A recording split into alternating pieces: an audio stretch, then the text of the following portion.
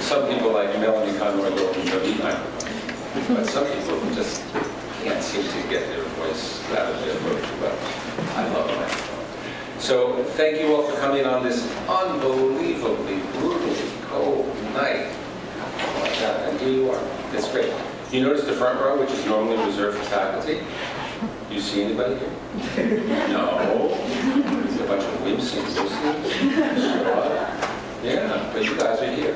That's great. So this tonight is the first reading of the second half of our Trias year of people that Poetics Summer is bringing to campus. And I'm gonna tell you, and we have other things happening as well. So I'm just gonna give you not a spoiler alert, but just an alert about these things. So the wonderful Elizabeth Willis is going to read tonight, as you all know.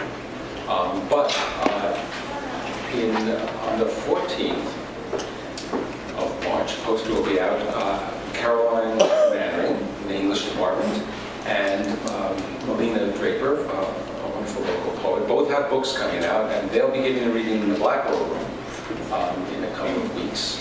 And then on the 25th of March, the really wonderful poet and theorist and Afro-American futurist surrealist Will Alexander is going to be here to give a talk and a reading that he's calling Vertigo Borders. Can't beat that. So he's on tour with his new book, which Stephen Cope, how many of you take classes with Stephen Cope here?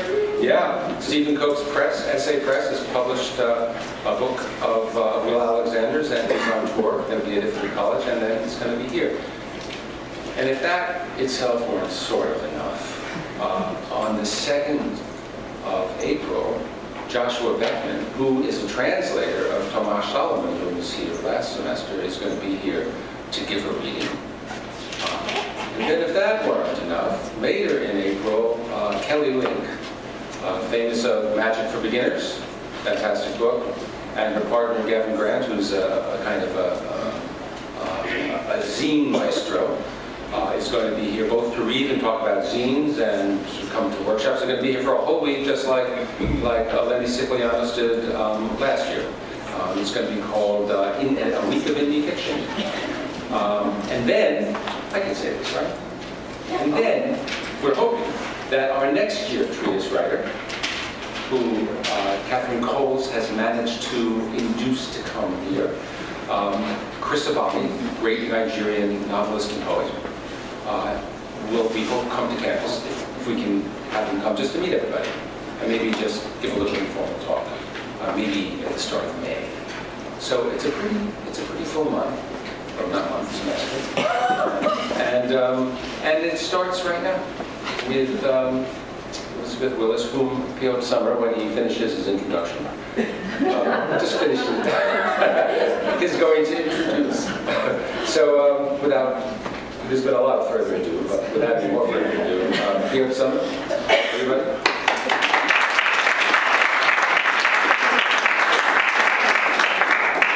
Hello, it's great to be able to introduce Elizabeth Willis to you here, even though I'm such a Polish man. So to do it for someone like me is an odd thing, and I wrote it out for myself not to blunder too much. There's only one thing that I would like to mention introducing Elizabeth Willis. It is simply how terrific a poet she is. That is, if a Polish writer with a strong interest in foreign poetry and with some experience of reading American poetry, like myself, may have a say on the subject, as subtle and mysterious as poetry written by Elizabeth Willis. I first knew some of her work a long time ago from magazines, and started reading her more systematically and more carefully after the publication of Meteoric Flowers, which was such a great predecessor of her last address, published last year. Why Meteoric Flowers was so exciting for me? Perhaps mostly because of the contrast between what could look just like more of the numerous poetry book projects, often distanced and conceptual. And what paradoxically, in Meteoric Flowers, turned out for me to be one of the more personal, almost intimate poetic endeavors for quite a while. And it turned out that Elizabeth Willis' jumping off point for this series of 50-odd poems in prose, which was a late Enlightenment poem, Botanic Garden, written by Erasmus Darwin, a scientist, poet, and intellectual, and grandfather of Charles Darwin, is much less pretextual and much more substantial than the word concept, as we tend to think of it, might suggest. What I also admired was the total unobtrusiveness of the speaker, her being there only as much as the poem needs or allows, or as if just a bit more of the personal would be too much, already on the other side of the fine line that divides what language is pleased with and what becomes overdone. That's why what was even more memorable than the very functional frame of the book and the various intentions that went with it was the writing itself. I liked the rhythms, the pauses, the syntaxes, the sounds, how some words repeat and mean differently each time, and that also is very much part of her most recent book. I like the measured experiment, the interesting tryings out, all the things that go beyond intentionality, the private and the political.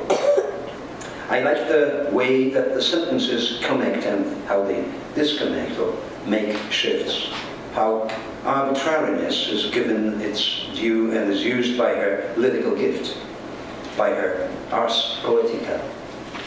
Both of them, disconnectedness and arbitrariness, are parts of our linguistic and emotional and mental and whatever other experience. If that's how our organisms work, then the mystery of lyrical meditation, if it is to have validity, needs to be part of those activities. The language, also in the most recent address, is treated real well, and Elizabeth Willis knows how to fulfill its unclear expectations. Because it's the language that nearly ultimate frame for and of our sensibilities is nearly her main interest. Its uncertain beauties and its unexpected revelations, its symmetries and leaps between many disciplines, as she summarizes her great discovery, Erasmus Darwin. Her modest note on the text in the book, it's called A Note on the Text, ending Meteoric Flowers, is a very handy comment on her own standards and aspirations. And yet, despite the fact that her affair with the language is so basic, and even despite the fact that the world poetry today seems divided into the somewhat cold language crowd and somewhat old-fashionedly sentimental contingent, she manages to avoid the coldness and the linguistic approach and keep the soul of the poem human and humane. It was this particular blend that is clear even to a stranger like myself that made me want to invite her here and selfishly for this first time to have a chance to listen to her read today with you all. Thank you.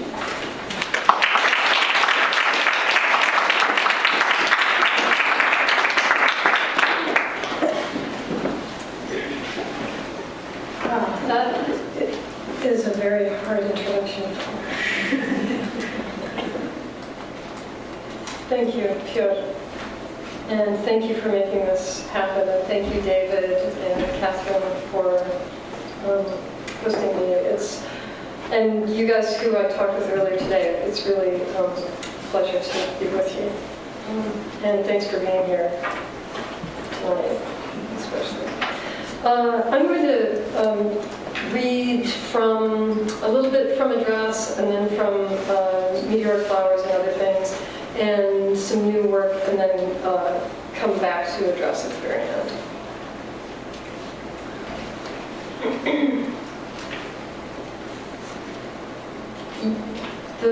Am I standing the right distance from the mic? Okay, all right, thank you. Address. I is to they, as river is to barge, as convert to picket line, sinker to steamer. The sun belongs to I, once, for an instant. The window belongs to you, leaning on the afternoon.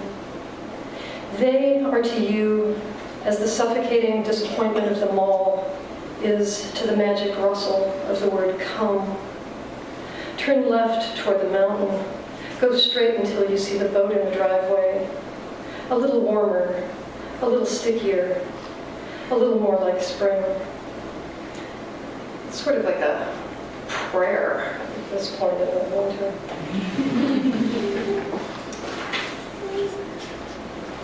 Nocturne. I'm thinking of the heat and the rains, a gear in love with itself, two parts that fit. I'm thinking about your face. There's nothing to invent. Driven to distraction, we're just walking there, the edge of my mind against the edge of yours. An astrolabe isn't thinking of a concrete lane or unconquerable interior. Abiding by its class and country church, a kitsch picture is not sincerity, though I am native to it. A nation has this sound of being born. The human is not its ill-begotten ad. A hemisphere is not your hair in its Parisian rooms. An astrolabe is not a metaphor for love, though love contained the mortal roots of Congress, like a peasant inside the name you give its ruins. I realized recently that I've been obsessed, kind of, just under the surface, with Robinson Crusoe lately. And maybe actually for a long time. So anyway, this poem is called Friday. Coming to you from a jumbled dream, my heart caves in, the better to see you with. I'm thinking on the bright side while looking for my keys. I've never seen a body floating to the ceiling in the big room of the post office. A word is a symptom of what can't be described. A promise, a premise, held open like a door. So I didn't find mercy, or it didn't find me. It's always personal, like the failure of a knee. A brassy rebuttal clowning in the street. Your footprint on the planet, pinned down by outer space.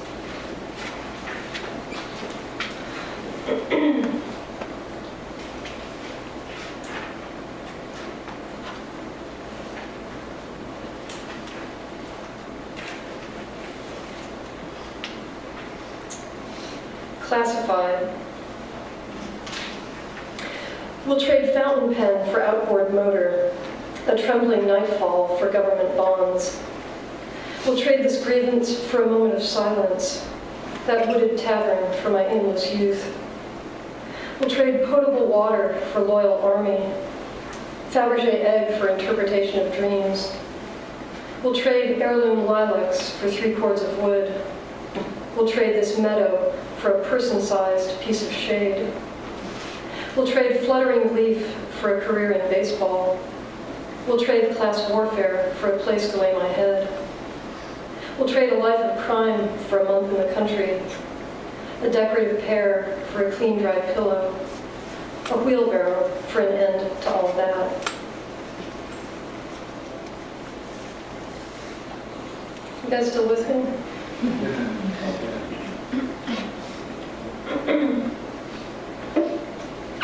Flowchart. You take the sun personally, like a coin in a purse. Anything can change. In a blink, an eye becomes a storm. The whole closes over the river, the air, in the cut you leave behind. the love you broke into, then couldn't patch up.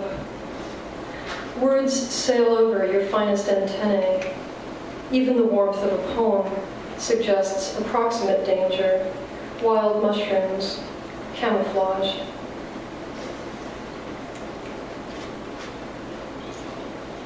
Poisonous Plants of America. April Fool, Bear's Foot, Bog Onion, Devil's Apple, Dog Parsley, Doll's Eyes, Fairy Bells, Flying Saucers, 4 o'clock, Gagweed, Goosefoot, Hare's Ear, Indian Beans, Inkweed, Jacob's Coat, Lady's Thumb, Lion's Beard, Loco Weed, Monkey Fiddle, Moonseed, Mother-in-Law, Puncture Vine, Naked Lady, Quaker Bonnets, Rabbit Bush, Smartweed, Sneezeweed, Snake Grass, Stinking Willy, Sundials, Swallowwort, Wahoo, Wardcress, Witch's Thimbles, Wolfsbane, Wonderberry.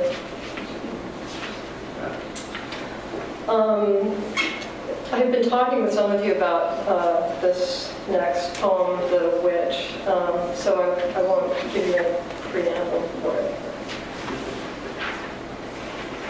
And it's pretty self-explanatory, I think. And I think that about a lot of things, so I don't know. The Witch. A witch can charm milk from an axe handle. A witch bewitches a man's shoe. A witch sleeps naked. Witch ointment on the back will allow you to fly through the air. A witch carries the 4 of clubs in her sleeve. A witch may be sickened at the scent of roasting meat. A witch will neither sink nor swim. When crushed, a witch's bones will make a fine glue. A witch will pretend not to be looking at her own image in a window. A witch will gaze wistfully at the glitter of a clear night. A witch may take the form of a cat in order to sneak into a good man's chamber. A witch's breasts will be pointed rather than round, as discovered in the trials of the 1950s. A powerful witch may cause a storm at sea. With a glance, she will make rancid the fresh butter of her righteous neighbor. Even our fastest dogs cannot catch a witch hair. A witch has been known to cry out while her husband places inside her the image of a child. A witch may be burned for tying knots in a marriage bed. A witch may produce no child for years at a time. A witch may speak a foreign language to no one in particular. She may appear to frown when she believes she is smiling. If her husband dies unexpectedly, she may refuse to marry his brother. A witch has been known to weep at the sight of her own child. She may appear to be acting in a silent film whose placards are missing. In Hollywood, the sky is made of tin. A witch makes her world of air, then fire, then the planets, of cardboard, then ink, then a compass. A witch desires to walk rather than be carried or pushed in a cart. When walking, a witch will turn suddenly and pretend to look at something very small. The happiness of an entire house may be ruined by witch hair touching a metal cross. The devil does not speak to a witch. He only moves his tongue. An executioner may find the body of a witch insensitive to an iron spike. An unrepentant witch may be converted with a little lead in the eye. Enchanting witch powder may be hidden in a girl's hair. When a witch is hungry, she can make a soup by stirring water with her hand. I have heard of a poor woman changing herself into a pigeon. At times, a witch will seem to struggle against an unknown force stronger than herself. She will know things she has not seen with her eyes. She will have opinions about distant cities. A witch may cry out sharply at the sight of a known criminal dying of thirst. She finds it difficult to overcome the sadness of the last war. A nightmare is witch work. The witch elm is sometimes referred to as all heart, as in she was thrown into a common chest of witch elm. When a witch desires something that is not hers, she will slip it into her glove. An overwhelming power compels her to take something from a rich man's shelf. I have personally known a nervous young woman who often walked in her sleep. Isn't there something witch-like about a sleepwalker who wanders through the house with matches? The skin of a real witch makes a delicate binding for a book of common prayer. When all the witches in your town have been set on fire, their smoke will fill your mouth. It will teach you new words. It will tell you what you've done.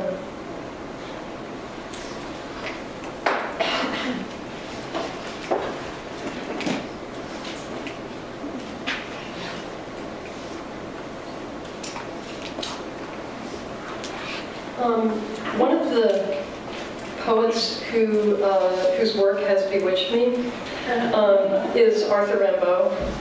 And some of you probably know the fact that he basically mastered this, intensely formal French poetry when he was a teenager, and just burned it down and wrote this incredible work that was formally innovative, and then left poetry when he was in his early 20s, and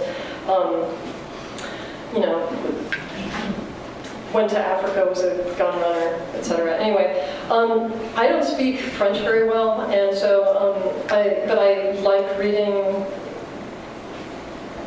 the work on Faust, so I'm looking at the original French with the English, and I thought that the American version of En Saison en Enfer would be A Season in Denver. So, so this poem is Arthur in Egypt. Where do you go after a season in Denver? Walking through Africa in shoes of sand. My name was a green flash on the glassy horizon. My pen leaked until there was nothing else to say. When my feet were gone, I rowed ashore, beached on the word pure. What happens once can never come again, even in a dream. So I moved on, or it passed through.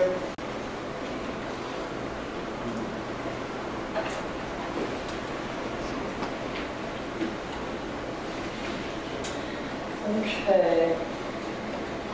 I guess I'll read a handful of poems from Meteoric Flowers.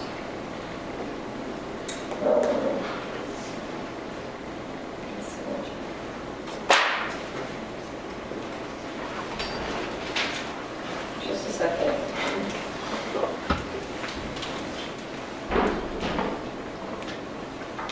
Okay. The similitude of this great flower. These vines are trim, I take them down.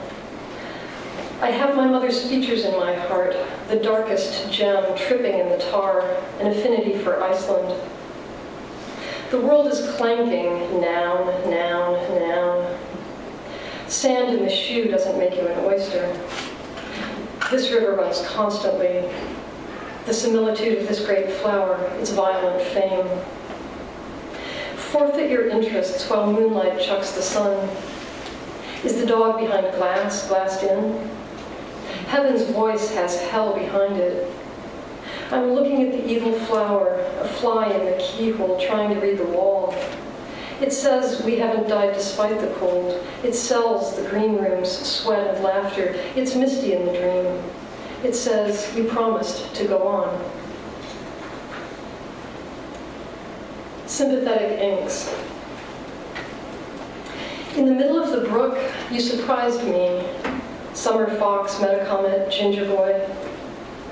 The point of the story was, does the fox eat the goose? Does the ginger boy melt? Can she fly to shore? I'm crawling toward the corn, kicking open the field. I see the face in flower and want to draw it.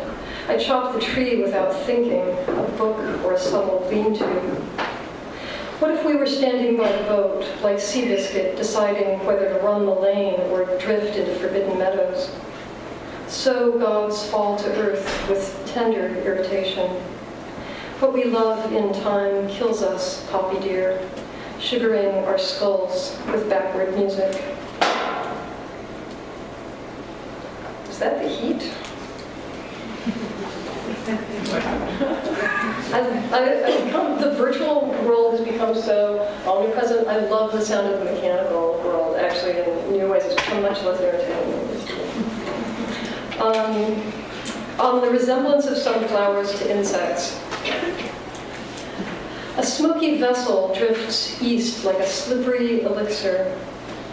By simple rotation, night collapses with its head in the dirt, though from the heights it appears more like cubist swagger.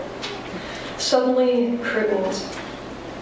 What lives in a room takes on the spirit of the room. This is true even of television. Imagine deciding the gully a life will follow, as if choosing breakfast over diligent labor. I don't remember my first brush with pollen, yet I've watched words flower sideways across your mouth. In a month, we'll be dizzily older. Moths will leave singed paper on the stoop. Is this my design? An ant crosses my shadow so many times looking for its crumb, I think it's me who's needlessly swaying. Its path is busy eloquence, while I'm merely armed, like its share, leaving the scent of large things on the breeze.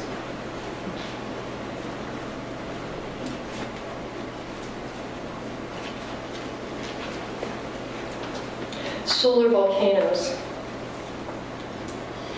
If I appear to play the violin, it's only to keep my head on. Everything heavy falls in September, of fire trucks lost on polar seas. I see the blueness in our thinking, lit up from behind. Turning to salt, turning to stone, I'm turning into water.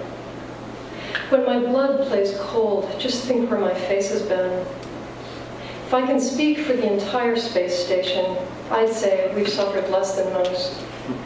Maybe this moment is a test of coloration, an ashy mountainside made to look like dawn.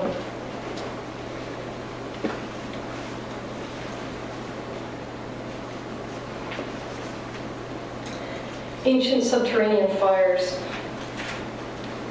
When I crossed the road, I burned with the heat of its traffic. Time as movement, a government of rushes. All those itching satellites blind among the dreaming guns. A bee in its lace is the author of something. Easy work is out there, just beyond the mines. A cad into heroic legend, the first of its kind. To look back on gasoline as hoof and leaf. A moving eye scrolling through the weeds. Just another carnivore frozen at the spring, as dirty as heaven, a skeleton key.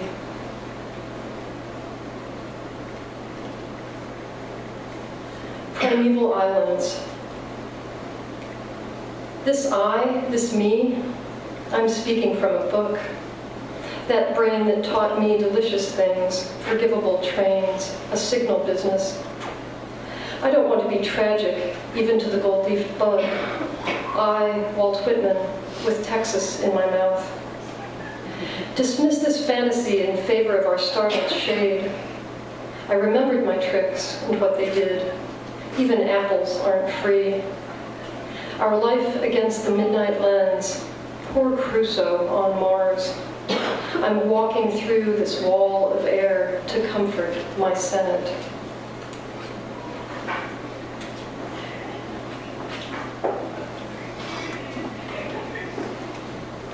I wanted to read a new poem. Actually, I'm going to do something that I always tell people not to do, which is to read a poem that was just written.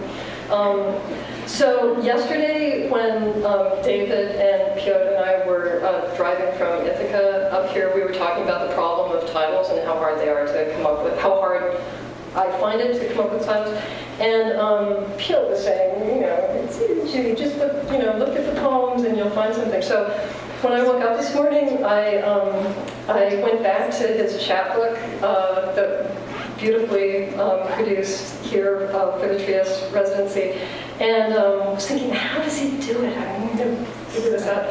And a title caught my eye for the back of the book, and I thought, I'm going to write a poem with that title about the author. So thank you. And there are a couple of points of reference in it that I don't think are essential, but might be of interest. One is George Oppen has a line in a poem, a poet's room is a boy's room. And of course, Arthur Rimbaud wrote A Season in Hell. And Fernando Pessoa, the great Portuguese writer, in the Book of Disquiet, writes about Sigismundo, the Holy Roman Emperor, who in the early 15th century was at this big, council of heads of state and religious popes and anti-popes and all of that sort of thing. And he said something in Latin, and one of the cardinals corrected him, and he said, I am Sigismundo, super grammaticum. Basically, I am the king of Rome, I am above grammar. And Pessoa says every poet in his or her own right is the king of Rome. So it's like a great sense of permission, I think. Okay, about the author. She didn't know what she was getting into. This is really like my life story. About the author. She didn't know what she was getting into. Not like a boat at the edge of a lake, or a foot that could take all day deciding to go in. But she could see it there. The lake, the imaginary boat heading off to hell, the foot pushing it offshore. She wondered what did and did not count as biographical fact. The air was warm at the edge of her skin, as the air will warm to the presence of anybody for a while. She was barking at the waves, thinking they barked first. She wondered why this had occurred to her in the past tense. Was there time for this? Was she a bit like a skiff, after all, a canoe? Hurry up. It was not a lake. It was Thursday, the edge of a word. There she was, looking out from her blind to the lake beyond. Did the line that began in her eye, like an accusation, rhyme with the eye of a hunter, or just the camouflage, the gun, the poem that seemed to explode in her hand? The poet is a trespasser.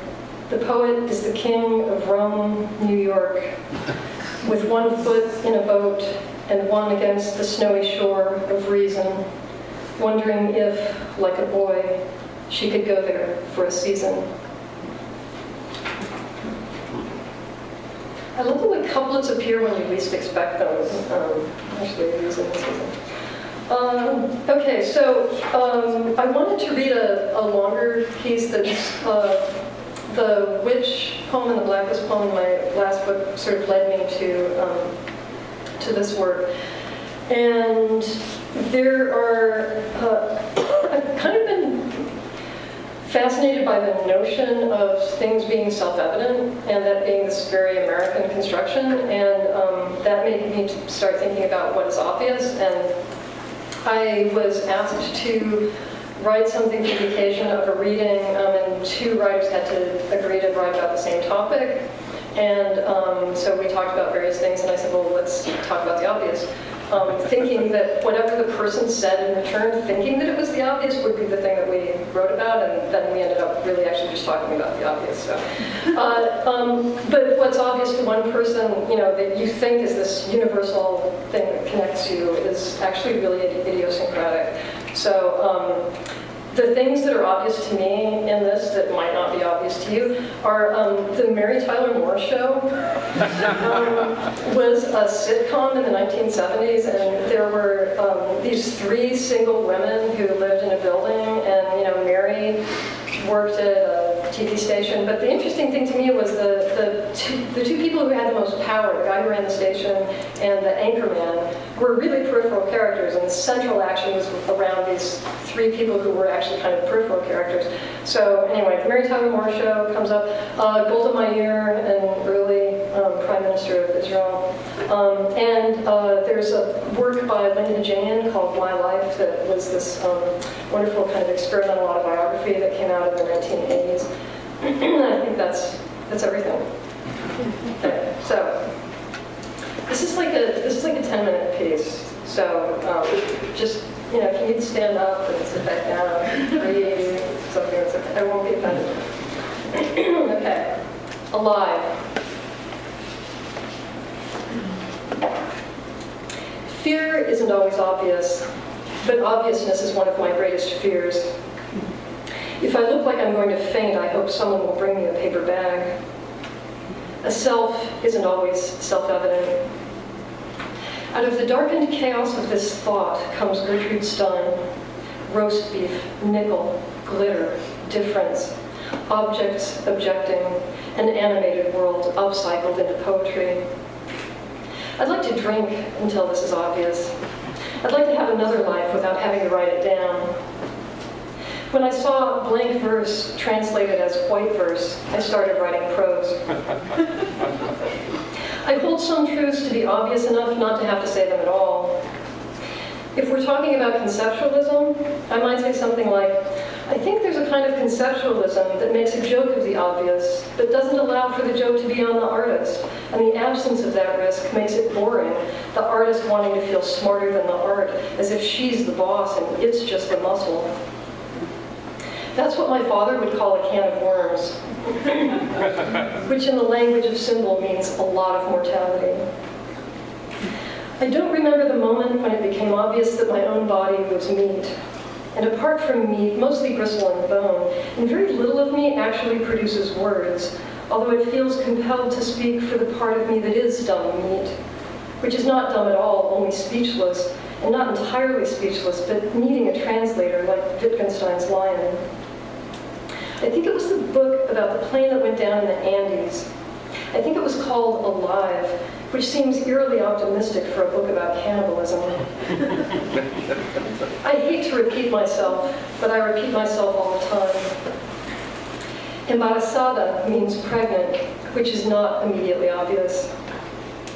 People think God is obvious or not, everything or nothing, a hole held open by a word, so low you can't get under it. I admire de Kooning, but I don't love him. I prefer Gilligan's Island to Survivor. I want to read more, but when I think about reading one word after another, it's almost a kind of torment. It's not at all obvious that to put out a fire, you have to suffocate it. Sensation is almost as slippery as a word, the darkness of the space where things were. Obviously, whatever I'm composing is decomposing at the same time.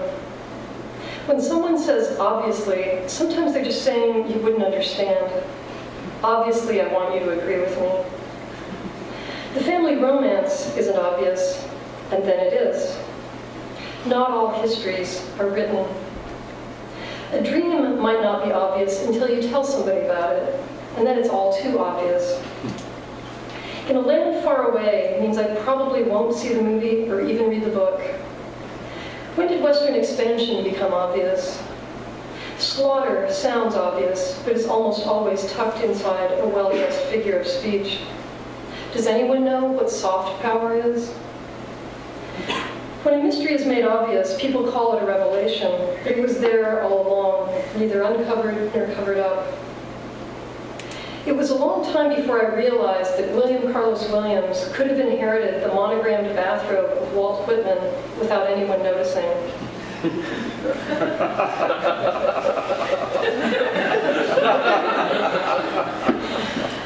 New Jersey isn't obvious, it's elsewhere. The letter W is both more and less than a vowel. When someone in circulation said they were reading the library, I thought they said reading, and I wondered how they planned to do it. Metaphor carries something across, but from then on, it's fugitive. A fig leaf only makes a crotch more obvious. On the radio, sometimes you'll hear a writer talk about storytelling as the basis of civilization, as if that were obvious. If I had to carry such a creature across a river, I would stop in the middle and say, this time I'll be the fox and you be the goose. It takes someone important to take what's obvious and make it sound like they just thought it up. Who would disagree with that, you freak? sheets. Believe me, I couldn't narrate my way out of a paper bag in case that's not obvious. I sometimes leave the last few pages of a novel unread. I used to think it was obvious that I was different, but not obvious what that difference was. Breathing only becomes obvious when you try to hide it. A tautology seems obvious, but like a rose, it is not. The difference between writing and painting is not always obvious. A blue light on the skin may be orange in the eye of a beholder. Obviousness is 9/10 of the law. Most people don't know that Golda Meir grew up in Milwaukee, or that when her mother wanted her to marry, she ran away to Denver, or that she toured the US dressed as the Statue of Liberty in a fundraising campaign for a Marxist Zionist youth movement. Abraham Lincoln was in it too. So it looked like freedom meant choosing your own hat. After her death, Golda Meir was played by Anne Bancroft, Judy Davis, Ingrid Bergman, and Valerie Harper. Not everyone remembers Valerie Harper playing Mary Tyler Moore's best friend Rhoda in the imaginary Minneapolis of the 1970s.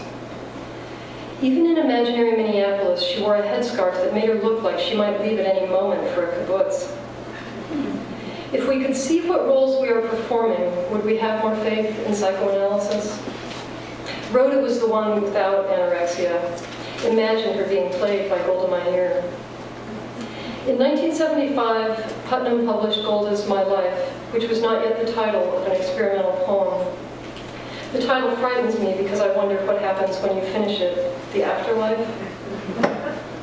The expression Golda's shoes means, among other things, really, you're wearing that? My Life in Wisconsin was another story that did not become a motion picture or a book of poems with a frightening title. 50 years after Golda wore the spiky crown of liberty, I played the witch in a third-grade production of Hansel and Gretel. I didn't realize it then, but my grandfather was dying, and my witchcraft couldn't save him any more than it could procure me a meal made of imaginary children. Gretel and I were both in love with Hansel. Why would I want to eat them both? No one seems to talk about cannibalism anymore. Apparently, children make very good soldiers. It has to do with what they are and are not afraid of. Afraid of adult disapproval, unafraid of eliminating other people to win the attention of a surrogate parent, unafraid of weapons shaped like toys. I didn't feel responsible for my grandfather's death, but if it happened now, if I were performing as a witch in a play, if I were playing someone who intends to fatten up a child and eat it like a goose, I might worry. I might picture some child's model of string theory in which my actions in one location cause results in another. It might take me years to get it off my chest. The last time I spoke with my father, he told me about a month he spent in New York the fall before I was born. He was there to get a work visa before he flew to Libya. He went to see My Fair Lady and Aida. He walked from the cloisters to the Staten Island ferry. He took a boat more than once to an offshore monument he can't remember the name of. It was a very tall woman. When he was checking out of his hotel and heading to the airport, he loaded all his bags into a taxi, then went inside to pay the bill. He caught up with the car a few blocks away, as if they were in a movie. He said, "On the whole, I've been lucky," which was a nice way of forgetting the various scams he has fallen for and forgiving people he thought of as his friends. When I was a child, there was not much money to buy meat or eyeglasses or winter boots. So my father took a second job selling shoes door to door, which was obviously a bad idea even to me, and only put us further in debt because you have to buy some shoes to show people how great they are. They have to be able to try them on. What makes a person lucky is not always obvious because it's so close to disaster. I wish I were more famous. I wish I slept better. I wish I could take a nap in the middle of the day. I wish my mother had been a difficult celebrity mother who could be the subject of my international bestseller. Because my grandfather was dying, my mother missed my best performance. We played 3 nights in a row, each one better than the last. The applause went on and on. It was my new favorite sound. All this happened one March. I was never told what my grandfather died of. It sounded like a stomachache, but was probably the same cancer for which he had traveled to Minnesota to receive cobalt treatments, which sounds prettier than it is. Cobalt is the word I think of when I see Joseph Cornell's Medici prints. It's the color of a body seen through a glass darkly. When Paul was blinded by God and fell off his horse and said, "Now we see through a glass darkly, but then face to face," then sounded like he was talking about the past, but apparently he meant the future. The face exists in the future after you wake up. Simone Weil thought mercy was a law of ascending scales, an equal and opposite force to gravity. She thought that gravity kept us from being devoured by God. What's next isn't obvious. Anything could happen. The writing on the wall is too big to see. It's monumental. It's forgetful. A molecule with half a life, then half a life again. Like cobalt collapsing, approaching, rearranged. See the woman in the harbor, her sandals full of seaweed? She knows she's going under. She has a question. She's raising her hand.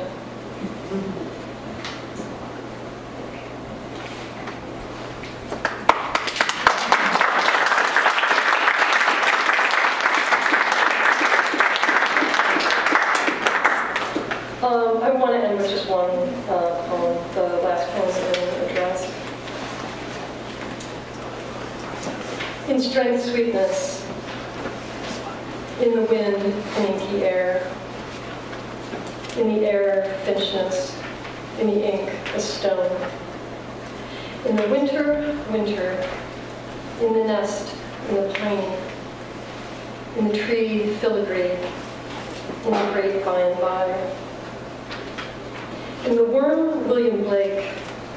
In the fall, fortune. In the ocean, a figure. In canvas, the grain.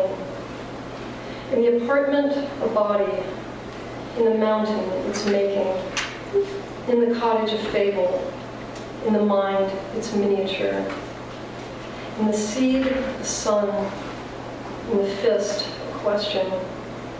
In the question, an expedition. In the expedition, a bank. In the dollar, a seal. In the seal, another seal. In the sand, a massacre. In the blood, spirit. In the word, your mouth. In the tail, its labyrinth. In the lion, the bee. In the bee, a plane. In the plan, a city. In your city, its anger. In your anger, a harbor. In your harbor, a boat. In the boat, open sea. Thank you.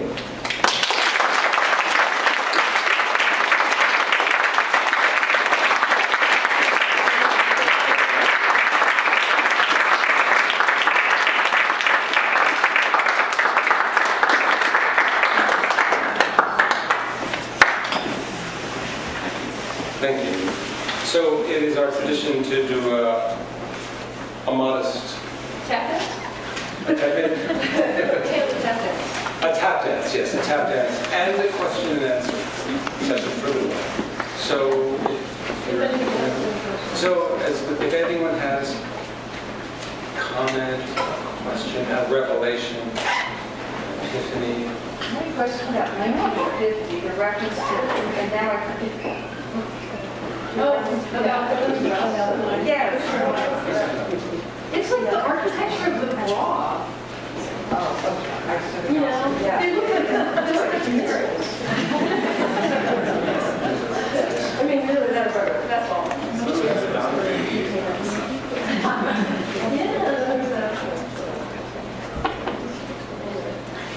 What's your composition process like? Is it fits and starts, or do you just sit down and just do it? It depends. I mean, mostly when I'm lucky, I sit down and I just do it. Yeah. But I keep a notebook all the time, so sometimes actually I'm thinking about a poem at the back of my mind for a long time, and so there might be lines that are written down over the course of a few weeks that then end up being part of the same poem. So yeah, it varies completely. Yeah, I've just learned that if if a line strikes me, that I have to write it down right then. You know, it's like thinking that you're going to remember your dream when you wake up.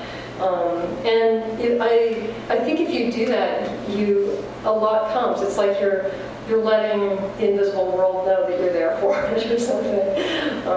So I think sometimes like the lucky moments of, you know, really getting more of a poem down at one time happen to be those moments where it's interruption.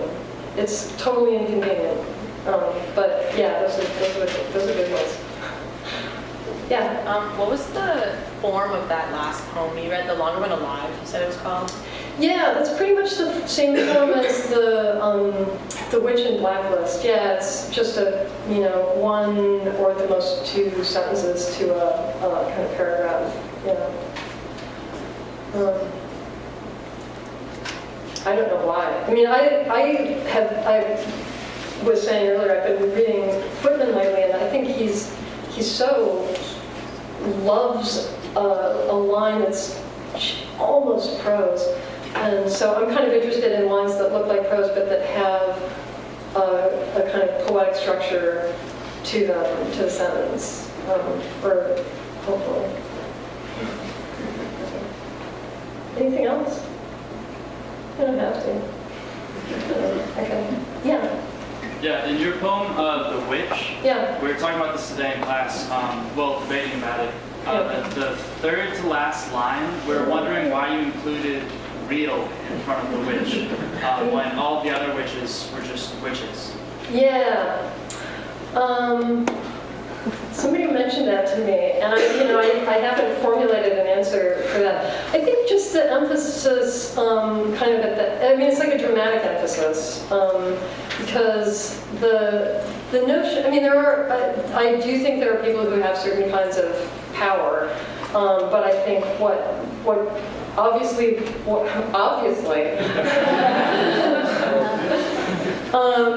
The group, that set of individuals that has been punished or executed or exiled as witches, it's sort of beside the point. Reality is beside the point. So it's a construct. So I still think of it at that moment as a construct, and I think it's for me, what I hear in it is just the emphasis on the constructiveness of a real witch, as if you could say that with conviction. But I could be wrong about it. Actually, yeah. Anything else? Yeah. Who's your most favorite poet? Oh man, it's like saying, do you like asparagus or caviar? I mean, like I wouldn't. Do you know what I mean? Like, who are you gonna?